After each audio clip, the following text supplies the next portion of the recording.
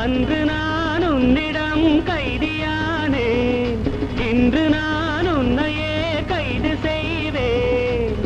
எதற்காக வருகின்றேன், உனக்காக தொடர்கின்றேன். Senorita, how do you feel about me now, I say?